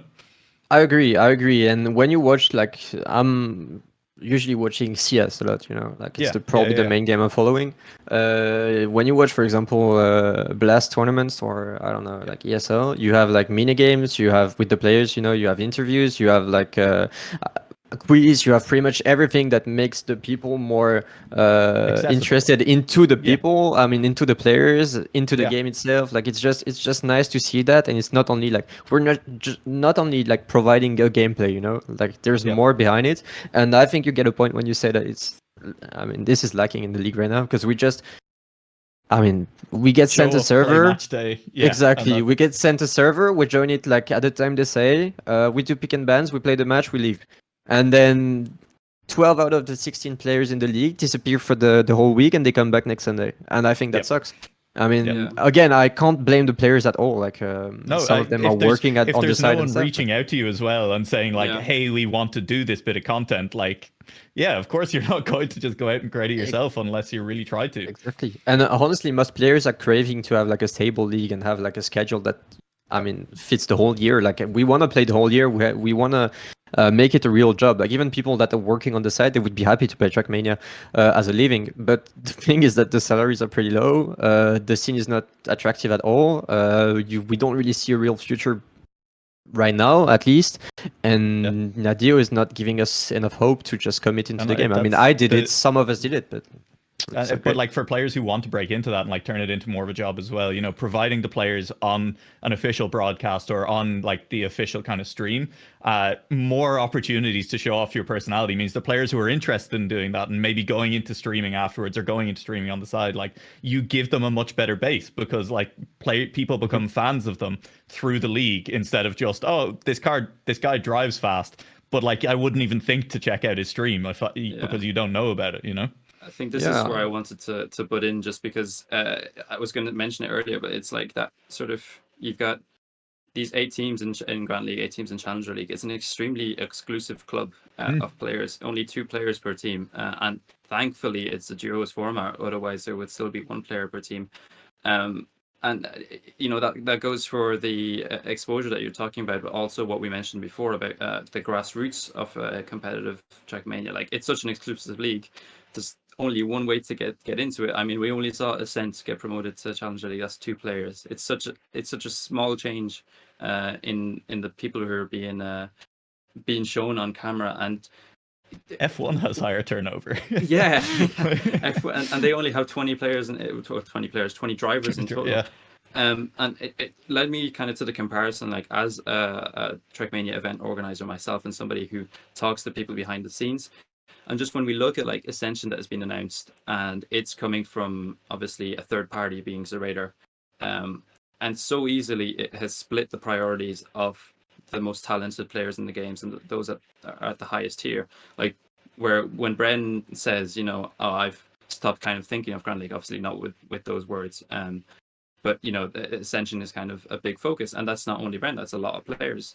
It kind of brings me to the question: well, would Nadeo not be better than maybe giving their competitive scene to a third-party event organizer who is proven and who knows what they're doing, instead of kind of leaving it to a handful of people? You know, one of the names is Softy, who's, I'm sure, trying to do a lot of stuff and trying his best, but we see all of these other esports. You mentioned CSGO, where like Blast are doing incredible stuff, where their streams, their production is so good and stuff.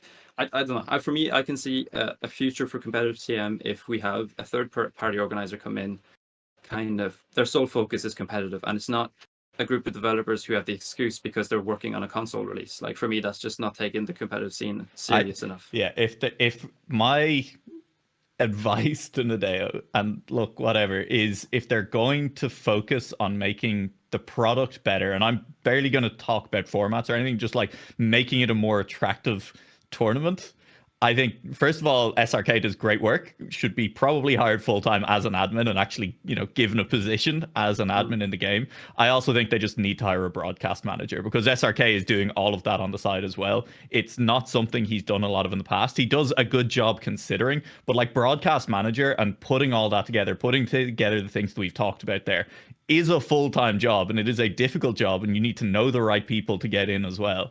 And like, it would make such a difference if they had someone who was in that headspace and that was where they worked. Well, That's honestly, myself, I could see myself trying to work for the game, like even if I'm not a player anymore. Like I'm pretty sure I'm full of good ideas. I know how players feel. I think I know what would be good and bad for the game, like pretty objectively. And I think some players would like it as well. But the thing is, I'm pretty sure there are some things that's happening behind the scenes, pretty much like with Ubisoft. They're probably blocking a lot of stuff. They have different priorities inside the studio, including the console, but many other things. And I feel like everything is going so slow just because of it. And I agree that it would be nice to have like a third-party organizers just to make the things more, with more quality. I agree that it would always be better than what it is right now.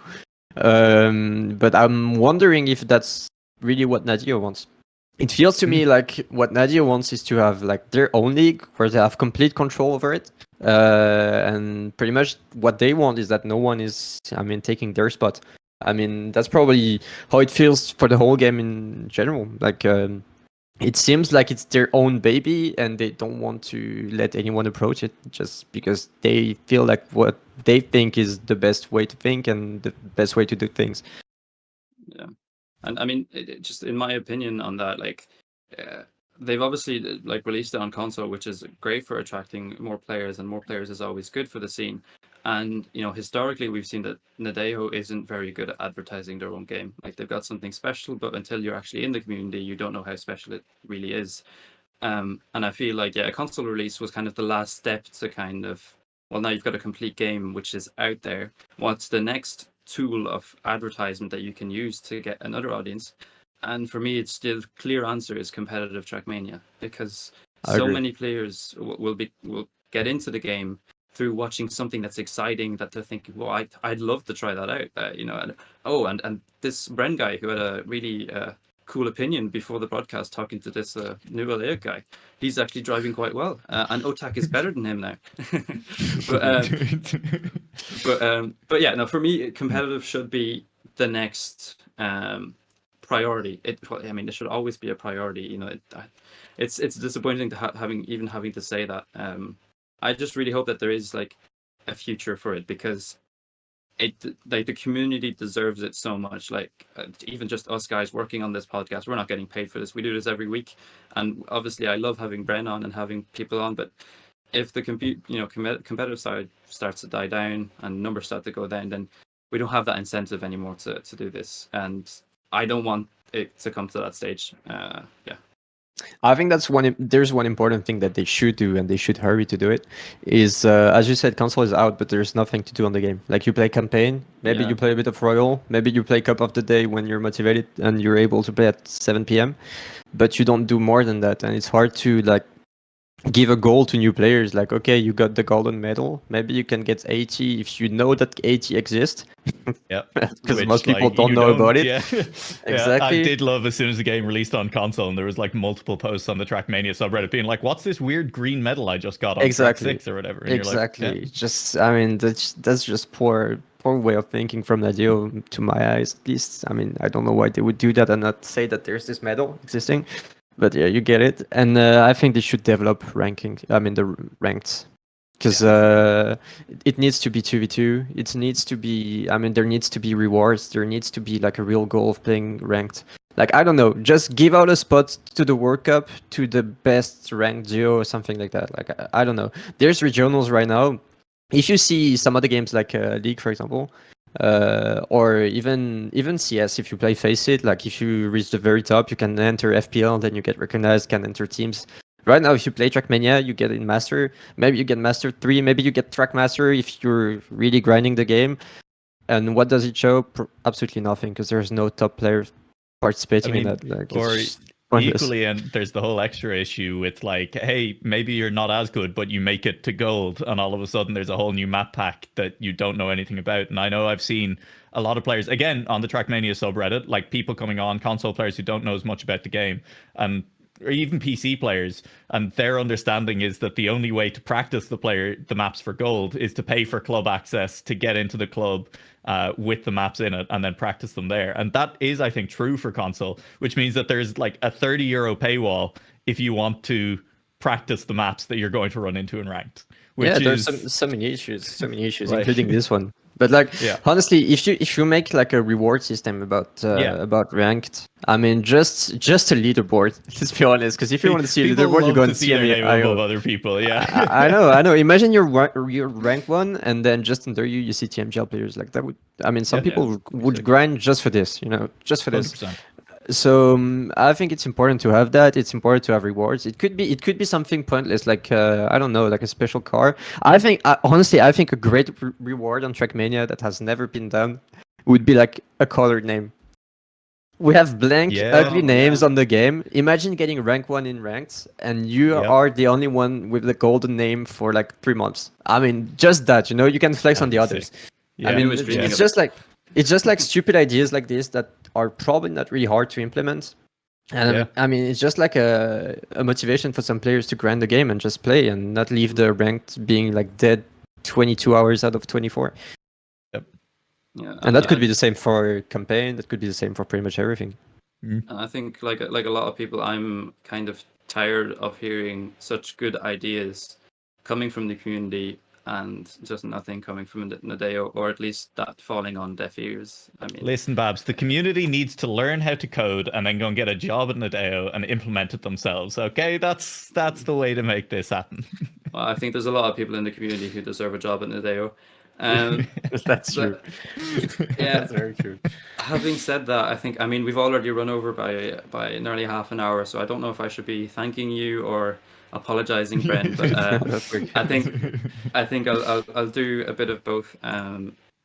It's honestly, thank you so much. It's been probably, personally, I'd say one of our best episodes, just because I've enjoyed the discussion so much. And thank you for being honest with us, with giving your opinion. Firstly, thank you for coming on, because it's 2 hours out of your evening.